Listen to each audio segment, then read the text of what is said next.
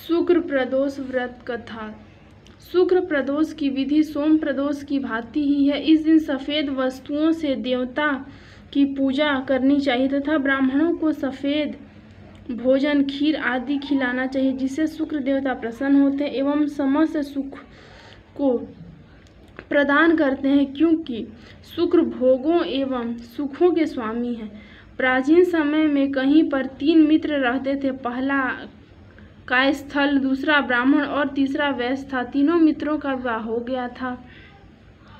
पहले 2 मित्रों की पत्नी घर भी आ गई थी, किंतु तीसरे मित्र वैश्य का अभी गौना नहीं हुआ था, अतः उसकी पत्नी ससुराल में ही थी। एक दिन कार्यस्थ ने अपने वैश्य मित्र से कहा कि तुम अपनी पत्नी को क्यों नहीं लिवा लाते। अपने मित्र की बात सुनकर वह अपनी पत्नी को लिवा लाने के लिए ससुराल जाने के लिए तैयार हो गया, किंतु उसके घर वाले तथा ब्राह्मण मित्र ने कहा कि अभी शुक्रस्त है, अतः अभी विदा कराने का कोई मुहूर्त नहीं है। शुक्र के उदय होने पर विदा करा लाना, किंतु उसने किसी का कहना न माना और अपनी ससुराल चला गया। दामाद को आया हुआ देखकर उसके ससुर ने आने का कारण पूछा। तब उस वैश्य ने कहा कि मैं अपनी पत्नी को विदा कराने आया हूँ। ससुराल वालों ने कहा कि अभी शुक्रस्त है, अतः विदा करना उचित नहीं है, किंतु वह उसकी बात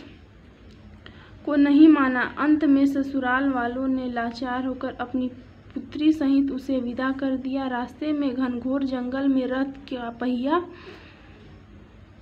टूट गया, जिससे रात को वहीं रुकना पड़ा और चोरों ने उनका समस्त धन लूट लिया और उस वैश्य को काफ़ी चोटें भी पहुंचाईं। इस प्रकार के अनेक संकटों को सहन करते हुए जब वह लोग अपने घर पहुंचे तो वहां पर घर में प्रवेश करते ही एक जहरीले सर्प ने उस वैश्य को डस लिया और उसके शरीर में जहर फैल गया। वैश्य की दशा देखकर उसकी नववधू विलाप करने लगी।